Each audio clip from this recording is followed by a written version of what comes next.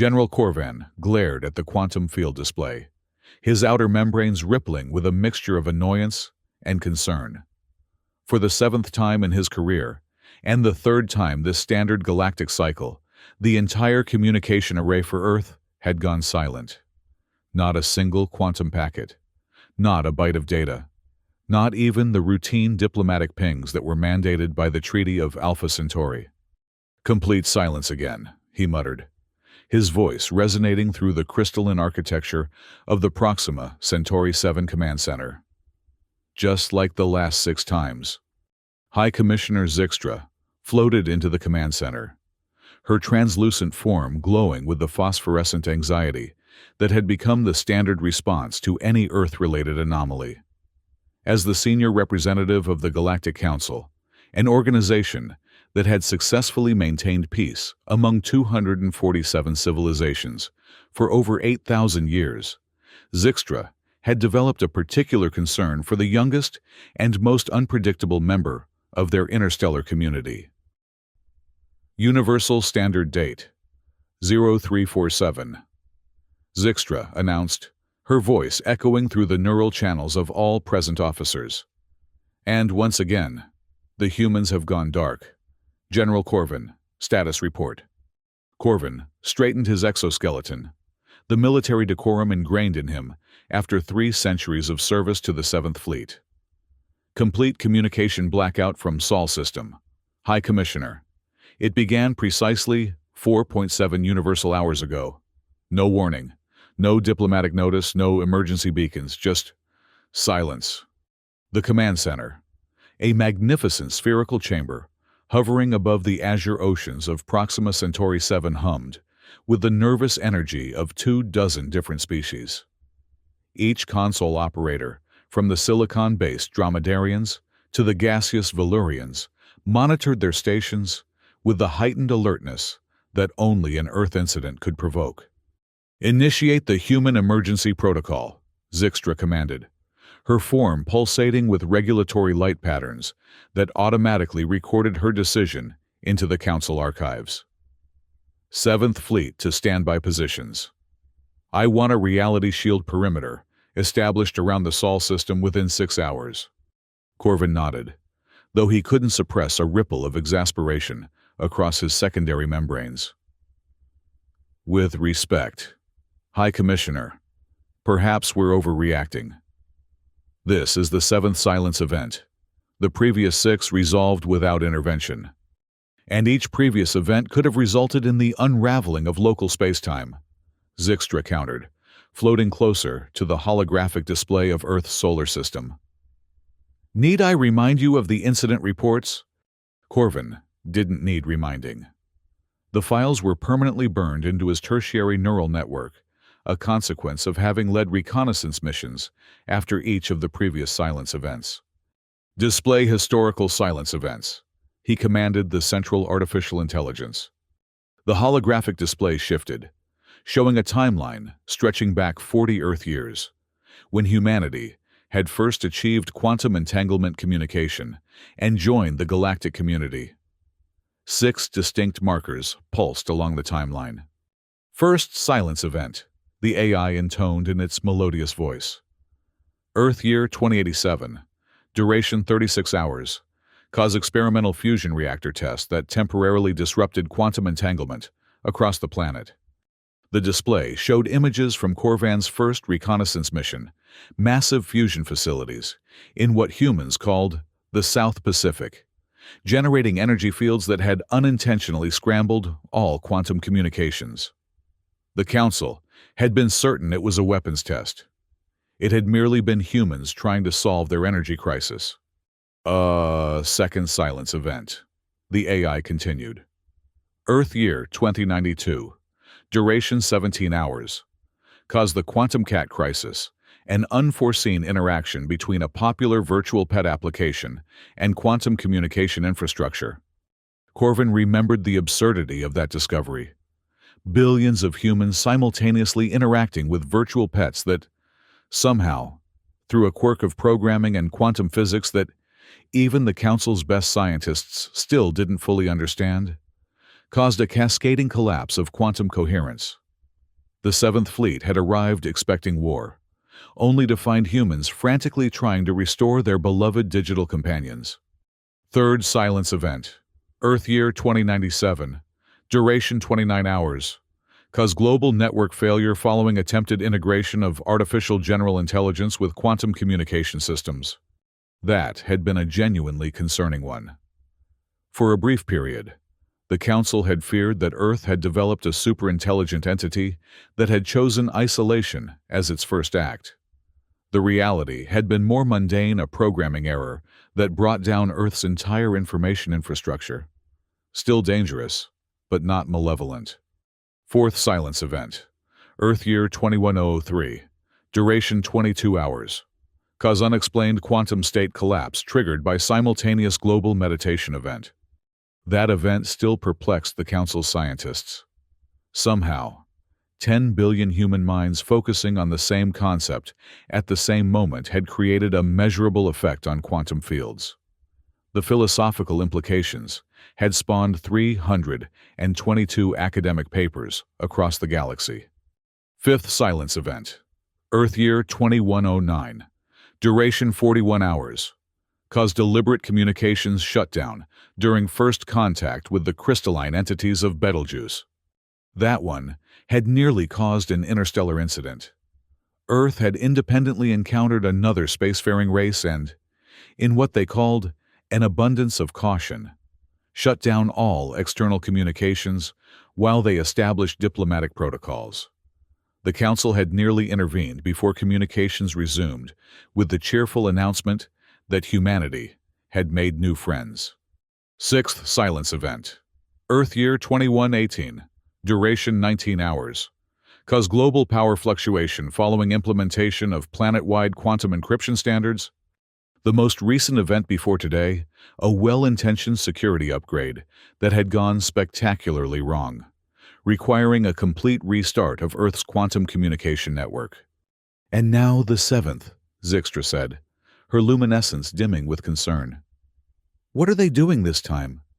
Corvin's primary sensory stalks twitched with reluctant curiosity. Despite his frustration with these repeated false alarms, he couldn't help but wonder what remarkable mistake or breakthrough humanity had achieved now. Seventh Fleet reports ready for deployment, announced Lieutenant Greeman, the spindly xenoanthropologist who had become the Council's de facto human specialist. 17 battlecruisers, 30 support vessels, and 5 reality anchor ships standing by. That's an excessive commitment of resources, Corvin noted, his outer membrane flushing with the biochemical signature of fiscal responsibility. The potential consequences justify the expenditure, Zixtra replied. Lieutenant Gre, your assessment? The lieutenant's 8 appendages manipulated a complex series of holographic controls. Based on previous patterns, this silence event does not correlate with any scheduled scientific experiments, technological upgrades, or astronomical phenomena that might affect quantum communications. So it's something new, Corvin concluded. Or something worse, Zixtra added. The humans may have finally done what we've always feared. The unspoken concern hung in the chamber, like a toxic gas. Earth's physicists had been asking increasingly sophisticated questions about reality manipulation, dimensional boundaries, and consciousness transfer, all dangerously close to technologies that had caused the extinction of 3 previous galactic civilizations. Seventh Fleet will depart in 15 minutes, Corvin decided, his professional judgment overriding his personal skepticism. I will lead the advanced reconnaissance team personally. Authorized, Zixtra confirmed. But observe only. No contact unless absolutely necessary. The last thing we need is to trigger an international panic if they're simply experiencing technical difficulties. Corvin nodded, already mentally preparing for what would likely be another embarrassing explanation for the Council archives. But protocol was protocol, and when it came to Earth, caution had proven necessary. As he moved toward the teleportation chamber, Lieutenant Gre scuttled alongside him, multiple limbs clutching various data tablets. General, "I've been analyzing Earth's recent communications before the silence," the lieutenant said, excitement causing his voice to modulate erratically. There was an unusual pattern of information convergence in their entertainment networks, meaning something called the final session was being mentioned with increasing frequency. Approximately 73% of all human communications in the 24 hours before the silence contained references to this phrase. Corvin paused at the entrance to the teleporter. "A weapon system. A scientific breakthrough." "Unknown," Gray admitted. But the emotional markers associated with these communications indicated extreme anticipation, excitement, and in some cases, what humans call dread, but the positive variety. Positive dread. Corvin's sensory appendages twisted in confusion. "Sometimes I think we'll never understand them." "That's what makes them fascinating," Gray replied, his specialized anthropological membranes pulsating with academic enthusiasm. Corvin stepped onto the teleportation platform, where 3 other officers waited: a security specialist, a quantum physicist, and a reality anchor technician. All standard personnel for a potentially reality-threatening event. "Seventh Fleet, commence departure sequence," he commanded through his neural link. "Reconnaissance team, prepare for direct insertion to Lunar Observation Post. Let's find out what mess the humans have gotten themselves into this time." The teleportation sequence initiated, converting their physical forms into information patterns to be reassembled on the 7th Fleet's flagship, already accelerating toward the Sol system at reality-bending speeds. High above Earth, on the dark side of the Moon, General Corvin and his reconnaissance team materialized within the Council's permanent observation facility. The bunker, constructed from phase-shifted materials that remained invisible to human detection systems, had been established shortly after Earth's first successful quantum entanglement experiment. "Local status," Corvin demanded, as soon as his consciousness fully reintegrated with his transported body. The facility's AI responded immediately. "Earth appears physically normal. No signs of dimensional rupture, reality cascade, or consciousness singularity. Conventional electromagnetic communications continue at normal volumes. Only quantum entanglement channels are silent." Corvin moved to the observation window, staring at the blue-green planet hanging in the void. Earth looked deceptively peaceful, a stark contrast to the chaos its inhabitants routinely caused in the galactic community. If conventional communications are functioning, why aren't they using them to explain the quantum silence? The security specialist asked, her armored exoskeleton clicking as she moved beside Corvin. "That's not part of the protocol they agreed to," the quantum physicist replied, her gaseous form swirling with calculation patterns. "The Treaty of Alpha Centauri specifically requires notification via quantum channels before any suspension of service." "Unless they can't use those channels," Corvin mused. "Lieutenant Gray, are you detecting any unusual energy signatures?" The xenoanthropologist, who had teleported directly from the Council headquarters, manipulated the sensor controls. "Nothing catastrophic. Actually, there's remarkably little quantum activity at all. It's as if what?" Corvin prompted. "As if all their quantum communication bandwidth is being diverted to a single purpose." Gray's appendages tapped rapidly across the sensor interface. "And it appears to be concentrated in residential and entertainment districts, not military or research facilities." Corvin's confusion deepened. "Show me." The main display transformed into a global map of Earth, with heat-like signatures representing quantum activity. Instead of the usual dispersed pattern across governmental, scientific, and communication centers, nearly all activity was concentrated in civilian population centers, pulsing with a synchronized rhythm. "It's a broadcast pattern," the quantum physicist observed, her gaseous form condensing with surprise. "They're using their entire quantum communication infrastructure to broadcast something to their own population. What could be so important that they'd violate interstellar treaties and risk Council intervention?" The security specialist wondered. There's only one way to find out, Corvin decided. Prepare the stealth shuttle. We're going down there. The team exchanged concerned glances.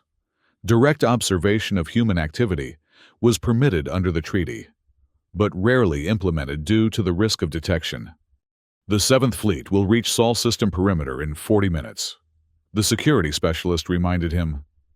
Perhaps we should wait for full containment. If the humans have discovered something dangerous enough to require all their quantum resources, 40 minutes could be too late, Corvin replied, already moving toward the shuttle bay.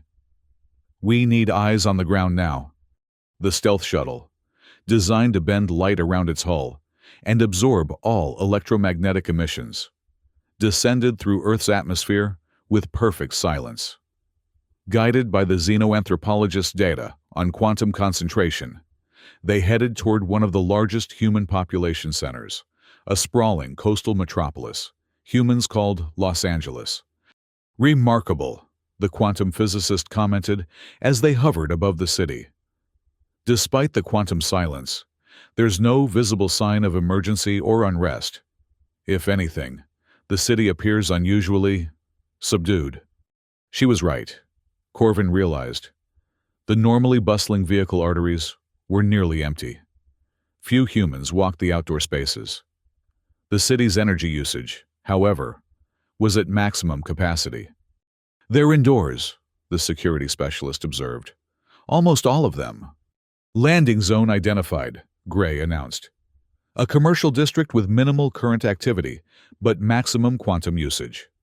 The shuttle descended into an empty vehicle repository, adjacent to a massive retail structure. As soon as they touched down, Gray activated their biological camouflage fields, not true invisibility, but a perception filter that would cause most humans to simply fail to notice their presence. Remember, observation only, Corvin instructed, as the shuttle's hatch dissolved. No interaction unless absolutely necessary.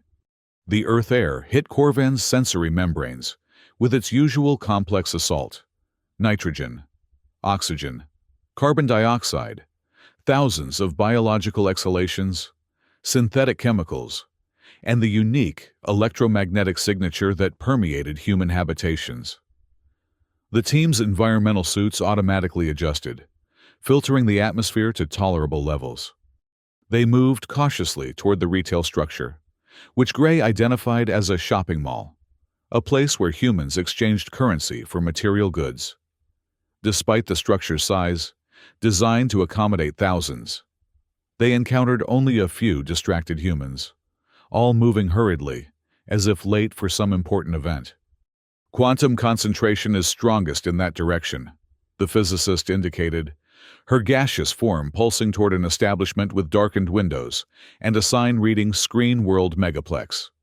As they approached, Corvin's auditory sensors detected a rising wave of sound, thousands of human voices reacting simultaneously, with exclamations of shock, delight, and other complex emotional responses his translator struggled to categorize. The security specialist moved to a transparent section of wall and adjusted her perceptual filters to see through the darkened material. General, you need to see this. Corvin joined her, recalibrating his own sensory apparatus. What he saw defied immediate comprehension. Inside the vast, darkened space, thousands of humans sat in ordered rows, all facing enormous two-dimensional display screens. Each screen showed identical imagery, elaborately costumed humans, in what appeared to be a ceremonial chamber.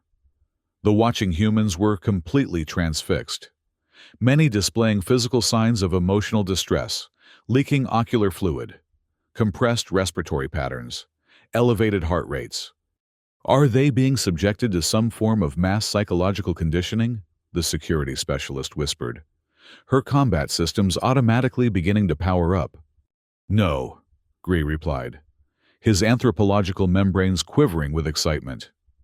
They're watching entertainment, fictional narrative, what humans call a show or series. All of them at once, Corvin couldn't hide his disbelief. Not just here, the physicist added, consulting her quantum scanners. This same signal is being consumed by approximately 9.7 billion humans simultaneously. That's nearly 80% of their population. Corvin's membranes fluttered with astonishment. They've redirected all their quantum communication capacity, violated interstellar treaties, risked reality enforcement, intervention for entertainment. Not just any entertainment, Gray clarified, his specialized cultural receptors pulsing as he absorbed contextual data. This appears to be the culminating episode of a narrative that has been unfolding for years, something they call a series finale. Inside the viewing chamber, the humans suddenly erupted in a cacophony of emotional responses, some leaping from their seats, others clutching neighboring humans, many producing vocalizations at volumes that bordered on harmful. "What just happened?" the security specialist asked. Combat tendrils reflexively extending. Gray's translation appendages worked furiously. A major narrative revelation. A character that was believed eliminated has returned, confirming a popular speculative theory among the human audience. Corvin stared through the darkened glass, trying to comprehend the scene. They're this emotionally invested in fictional events. Humans have always used narrative as a social bonding mechanism, Gray explained. But this is unprecedented in scale. They've essentially created a shared experiential event for their entire species. The quantum physicists' form swirled with sudden understanding. That's why they needed all the quantum bandwidth. They're not just broadcasting video and audio, they're transmitting the experience at the quantum level. Some form of rudimentary consciousness sharing. "Is that dangerous?" Corvin asked sharply. "Not in the way we typically define danger," the physicist replied. "But it explains why they went silent. They're using every quantum-entangled particle on the planet to enhance this shared experience." Corvin watched the humans, their faces displaying an intensity of emotion usually reserved for life-threatening situations or reproductive opportunities. How much longer will this continue? Gray consulted his cultural data. Based on standard human entertainment formats and the current progression, approximately 47 more minutes. And then, presumably, normal communications will resume. Corvin considered the situation. The 7th Fleet would be arriving at the Sol system perimeter in less than 10 minutes, with reality containment protocols ready to deploy. 17 battle cruisers, 30 support vessels, 5 reality anchor ships, one of the largest defensive mobilizations in recent Council history, all because humans wanted to watch their entertainment programs together. "We're returning to the moon," he decided. "I need to contact the fleet before they establish a full reality quarantine." As they retreated to their shuttle, Corvin couldn't decide whether to be furious at the waste of resources or impressed by humanity's capacity to unite around something so seemingly trivial. Perhaps, he reflected, this explained why humans had advanced so quickly. Despite their fractious nature, they possessed an ability to create shared meaning that transcended their differences. The stealth shuttle lifted off, accelerating through the atmosphere toward the lunar observation post. Throughout the ascent, Corvin remained uncharacteristically silent, his thought processes turbulent. "You seem troubled, General," the quantum physicist observed. "I'm trying to determine how to explain this in my report," Corvin replied. "That we mobilized our most powerful defensive fleet because humans were watching television." "It's more than that," Gray interjected. "They've developed a quantum-enhanced shared consciousness technology and deployed it at planetary scale. From a certain perspective, that's exactly the kind of breakthrough that warrants Council attention." "But they're using it for entertainment," the security specialist said, her tone suggesting she found the concept almost offensive. "Perhaps that's the safest possible test case," the physicist suggested. "A controlled emotional experience shared by billions, it's actually quite brilliant as an initial application." Corvin's membranes rippled with reluctant admiration.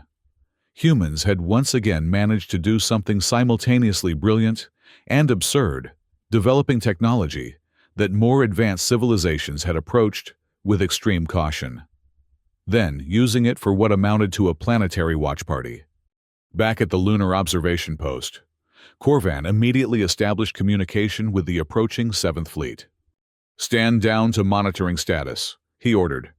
"The silence event poses no immediate threat to local reality stability." "Understood, General," came the reply from Fleet Commander Trill. "May I ask the nature of the event?" Corvan hesitated. "It's cultural. The humans are engaged in a species-wide shared experience ritual. Quantum communications have been repurposed for internal use only." A pause. "A ritual of what nature, sir?" "The specific content is irrelevant," Corvan replied, unwilling to admit that the mighty Seventh Fleet had been deployed because of a television show. "What matters is that it's temporary and non-threatening. Maintain position outside the heliopause until regular communications resume." "Acknowledged, General. Fleet holding at standby alert." As the communication ended, Corvan turned to find Lieutenant Gray studying the Earth with evident fascination. "The quantum surge is subsiding," the xenoanthropologist reported. "The event appears to be concluding." On the monitoring stations, patterns of quantum activity across Earth were shifting, returning to their normal distributed configuration. Within minutes, the first official quantum communication from Earth appeared not from their diplomatic channels as protocol demanded, but from an automated system. "Earth Quantum Network Status Update," the AI translated. "Service restoration in progress following scheduled maintenance. We apologize for any inconvenience." Scheduled maintenance. Corvan's membranes flushed with indignation. "They didn't schedule anything with the Council. It appears to be an automated message," Gray noted. "Likely a predefined response to any service interruption." Before Corvan could respond, a second message arrived. This one through the proper diplomatic channels. "From the Office of the Earth Consortium Ambassador," the AI announced. "Marked urgent." "Display," Corvan ordered. The message materialized in the center of the command center. "To the Galactic Council, we have become aware of a temporary interruption in our quantum communication services. This was due to an unplanned reallocation of bandwidth resources for a significant cultural event. We understand this may have triggered automatic monitoring protocols and apologize for any concern caused. Earth Consortium assures the Council that all treaty obligations remain in effect, and this was not indicative of any technological, political, or security crisis.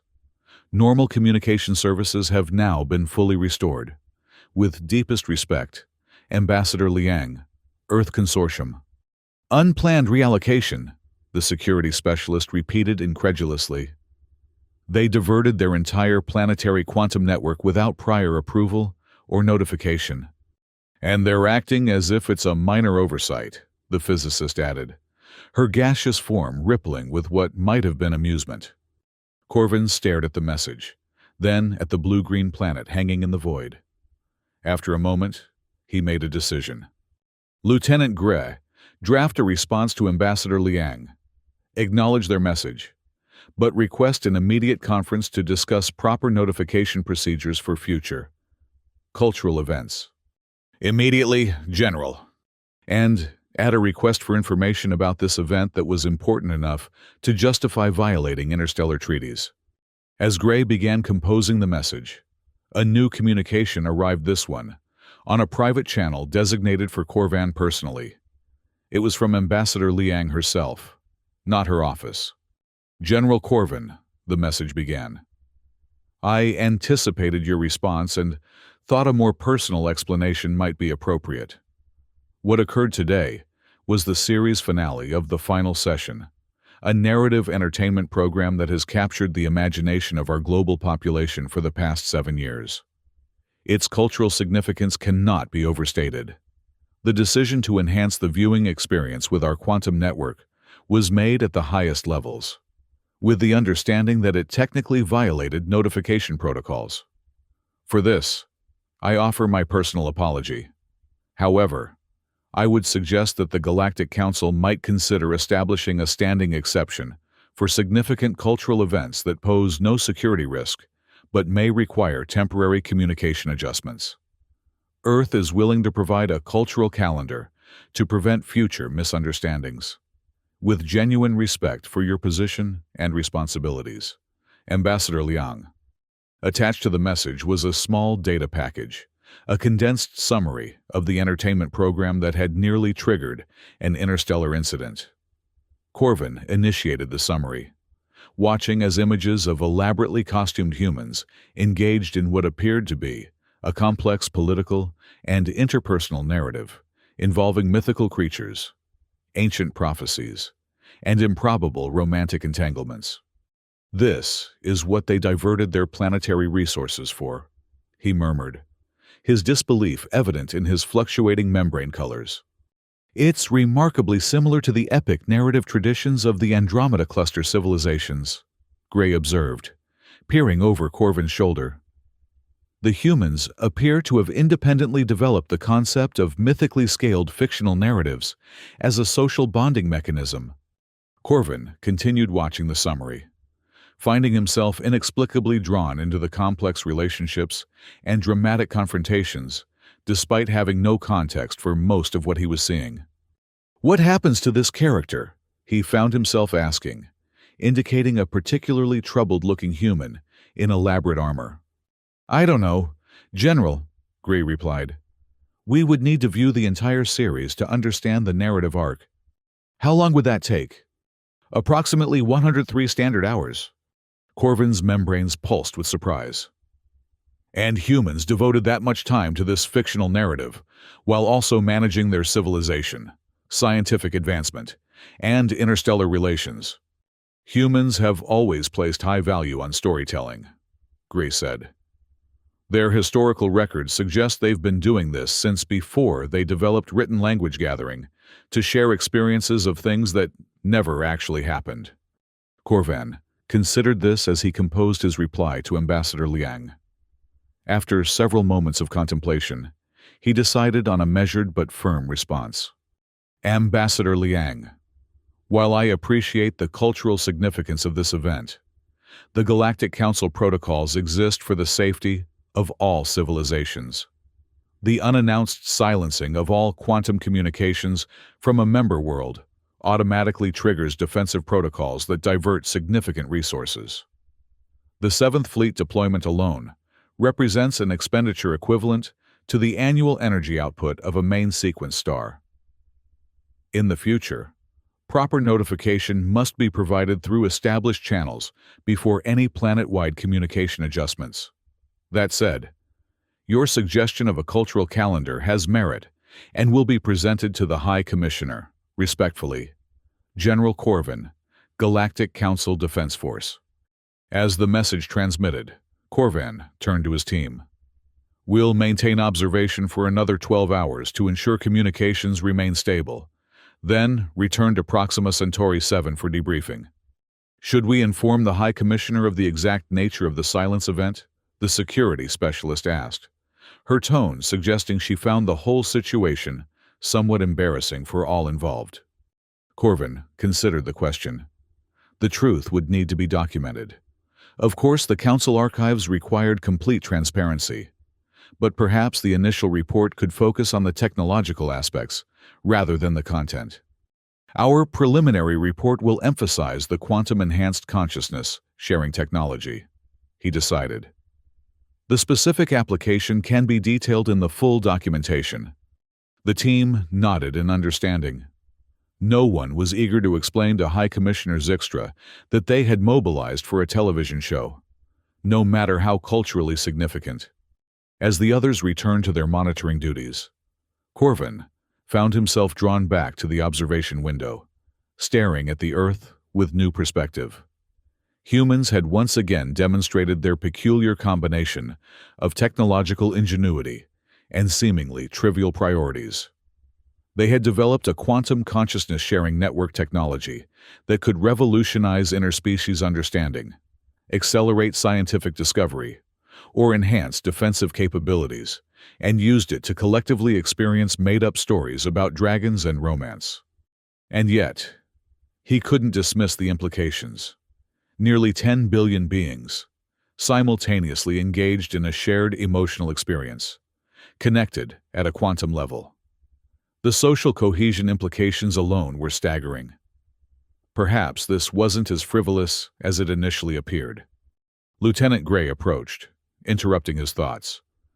"General, you might find this interesting. I've been analyzing communication patterns now that the network has returned to normal operation. And the volume of interpersonal communication has increased by approximately 300% compared to pre-silence levels. Humans everywhere are discussing the program they watched, debating interpretations, sharing emotional responses. It's as if the viewing experience was just the beginning of a larger social process." Corvin watched the patterns of quantum communication flowing across the Earth's surface, connecting billions of minds in conversations about completely fictional events. "They're building shared reality through narrative," he realized aloud. "Precisely," Gray agreed, his anthropological membranes pulsating with academic excitement. "It's a form of social technology as sophisticated in its way as their quantum networks." A new message appeared in the communication system, the official response from High Commissioner Zixtra to their preliminary report. The development of quantum-enhanced consciousness sharing technology by Earth represents a significant evolutionary step. The message read, "The Council will convene to discuss appropriate protocols for future deployments of this technology. General Corvin is commended for his judicious assessment of the situation. The Seventh Fleet will remain on standby until a formal agreement is reached with Earth authorities regarding proper notification procedures. High Commissioner Zixtra, Galactic Council." Corvin felt a ripple of relief pass through his membranes. The diplomatic machinery would handle the details, now negotiations, protocols, treaties. His responsibility was nearly complete. "One final task," he told his team.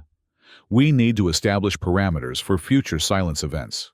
What triggers will warrant immediate intervention versus standard monitoring?" The team gathered around the central display, where Earth's quantum network pulsed with renewed activity. "Perhaps we should request their cultural calendar immediately," the quantum physicist suggested. "If we know when these events are scheduled, we can adjust our response accordingly." "Agreed," Corvin said, "and we should—" He was interrupted by a priority alert from the Earth Consortium diplomatic channel. Ambassador Liang was requesting an immediate conference. "Accept," Corvin ordered, and the ambassador's image appeared in the center of the command center. "General Corvin," Ambassador Liang began, her expression simultaneously respectful and slightly uncomfortable. "I appreciate your measured response to today's situation. However, I feel I should inform you that there is another potential communication adjustment, scheduled for approximately 14 standard days from now." Corvin's membranes flushed with alarm. "Another planet-wide shutdown?" "Not as extensive as today's event," the ambassador clarified quickly. "But significant. It's the World Cup final match." "World Cup," the security specialist repeated, her translator struggling with the concept. "A global athletic competition," Gray explained, already accessing cultural databases. Humans compete in territorial teams to maneuver a spherical object into designated scoring areas, using only their lower limbs. "And this requires quantum communication adjustments?" Corvin asked, struggling to maintain his diplomatic composure. "The quantum-enhanced viewing experience was so successful for today's event that there's significant public demand to implement it for the World Cup final," Ambassador Liang explained. "Current projections suggest approximately 7.3 billion viewers." Corvin stared at the ambassador's image, momentarily speechless. Finally, he managed to respond. "Ambassador, I must emphasize that proper notification through council channels is required at least 72 hours before any planned communication adjustment. Of course, General, consider this that notification. I'll follow up with the formal documentation immediately." As the ambassador's image disappeared, Corvin turned to find his team watching him with varying expressions of amusement, confusion, and resignation. "We're going to need a new protocol," he said with a sigh, "specifically for Earth. The Human Entertainment Exception Protocol." Gree suggested, his appendages twitching with what might have been humor.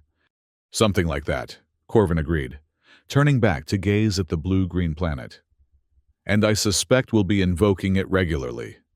In the command center of Proxima Centauri, 7 High Commissioner Zixtra floated before the assembled representatives of the Galactic Council. Behind her, a holographic display showed Earth, peaceful and seemingly ordinary, with the 7th Fleet maintaining a watchful perimeter at the edge of the solar system. "General Corvin's report has been distributed to all Council members," Zixtra announced. "Earth has developed quantum-enhanced consciousness, sharing technology, and deployed it at planetary scale for a cultural event." Murmurs rippled through the assembly, some of concern, others of interest, a few of clear disapproval. "The technology itself represents a significant advancement," Zixtra continued. "One that traditionally would trigger implementation of the reality safeguard protocols. However, the application appears to be strictly cultural rather than military or expansionist." The representative from the Orion Cooperative, a crystalline entity of considerable age and influence, pulsed with skeptical light patterns. "Cultural today, weaponized tomorrow. Earth's development trajectory has consistently exceeded safety parameters. Yet they've shown no aggressive intent," countered the representative from the Tau Ceti Confederation, whose gaseous form swirled with more optimistic patterns. "Their focus on entertainment rather than domination suggests a fundamentally different value structure than previous Level 3 civilizations." Zixtra acknowledged both perspectives with formal light sequences. "The immediate question before the Council is not Earth's long-term trajectory, but rather how to respond to their continued use of this technology for what they term cultural events.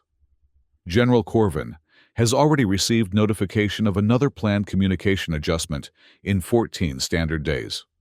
The holographic display shifted to show General Corvin, now standing at attention in the Lunar Observation Facility.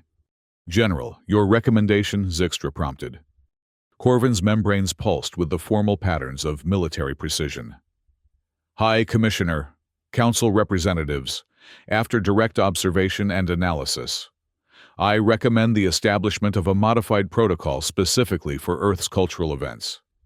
These events pose no direct threat to reality stability, but do require adjustment of our standard response mechanisms. You suggest we simply allow them to violate communication protocols whenever they wish to watch their entertainment programs," the Orion representative asked, crystalline surfaces fracturing with disapproval. "Not without oversight," Corvan clarified. "Ambassador Liang has proposed providing a cultural calendar of significant events that might require bandwidth adjustment. I recommend we establish a sliding scale of response based on the scope and duration of these adjustments." He continued, outlining a detailed proposal for different levels of monitoring and intervention based on the percentage of quantum bandwidth being diverted and the duration of the diversion. Small adjustments would trigger only routine monitoring. Larger ones would merit increased observation. Only complete communication blackouts would activate the full 7th Fleet response. When he finished, the council chamber filled with the soft sounds of multiple species engaged in their various forms of contemplation. "There is wisdom in this approach," Zixtra finally said. "Flexibility where rigid protocol might create unnecessary tension. But I am concerned about setting a precedent. No other member civilization has required special protocols for cultural activities. No other member civilization unites their entire species through shared narrative experiences," Corvin pointed out. "This may be as fundamental to human development as telepathic consensus is to the Bellatrix Collective, or periodic molecular reshuffling is to the Silicon Harmony." The council representatives signaled their opinions through their various communication methods, light patterns, chemical releases, gravitational pulses, quantum fluctuations. After the traditional period of expression, Zixtra gathered the consensus. The Council approves General Corvin's recommendation with 2 amendments, she announced. First, Earth must provide a minimum of 7 standard days' notice for any planned communication adjustment, affecting more than 30% of their quantum bandwidth. Second, the 7th Fleet will maintain a permanent rapid response unit within the Centauri system, specifically tasked with Earth monitoring. The holographic display updated to show the new protocol, officially designated Modified Communication Protocol 3117 Earth, but already being informally called the Human Entertainment Exception by Council staff. General Corvin, you will oversee implementation of this protocol, Zixtra instructed. Your experience with Earth makes you uniquely qualified. Corvin's membranes rippled with mixed emotions, professional pride at the assignment, personal resignation at the prospect of more Earth-related incidents, and beneath it all, a subtle pulse of curiosity about what strange, wonderful, or confounding thing humanity would do next. I accept the assignment, High Commissioner, he replied formally. As the council session concluded, Lieutenant Gray approached Corvin with a data tablet. Earth has transmitted their cultural calendar as promised, the xenoanthropologist reported. You might find it illuminating. Corvin examined the document, his sensory appendages twitching with increasing disbelief as he scrolled through the list. World Cup finals, Olympics opening ceremonies, global award presentations for various art forms, season finales of at least 12 different entertainment series, something called Super Bowl Sunday, multiple religious observances, cooking competition finals. They expect quantum bandwidth adjustments for all of these, he asked incredulously. Not all at once, Gray clarified. But they've requested consideration for each event depending on projected global interest. Corvin stared at the list, then at the image of Earth, still hovering in the council chamber's display. A world of contradictions advanced enough to develop technology that blurred the line between individual consciousness and collective experience, yet primarily concerned with using it to watch sports, cooking competitions, and fictional dramas. Draft a response to Ambassador Liang, he instructed Gray. Inform her that the Council has approved a modified protocol for Earth's cultural events, with the stipulated notification requirements, and... He hesitated, then continued with a subtle shift in his membrane coloration that indicated reluctant amusement. Request additional information about this final session program, for cultural research purposes. Of course, General, Gray replied, his specialized anthropological membranes pulsing with what was definitely humor. I'm sure it's strictly for understanding human decision-making patterns. Precisely, Corvin agreed, his own membranes betraying a similar amusement. Understanding humans is now officially part of our mission parameters. As they left the council chamber, Corvin found himself contemplating the strange species that had once again managed to surprise the galactic community.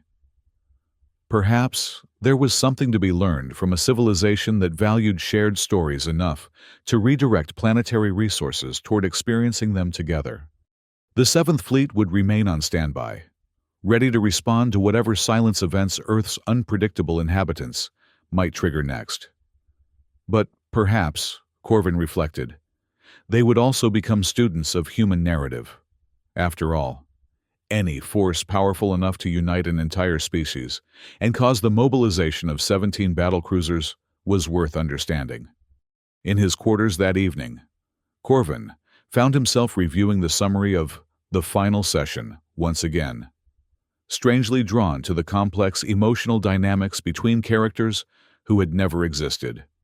As he watched, he sent a private message to Lieutenant Gray. Is it possible to obtain the complete series for thorough cultural analysis? Of course. The reply came almost immediately. Already acquired, General.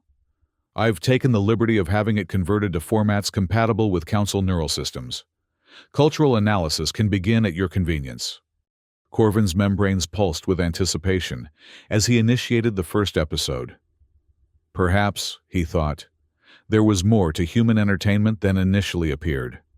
After all, anything that could silence an entire planet was worth experiencing firsthand. And if another silence event occurred during his viewing, well, at least he would know exactly why the Seventh Fleet was being deployed.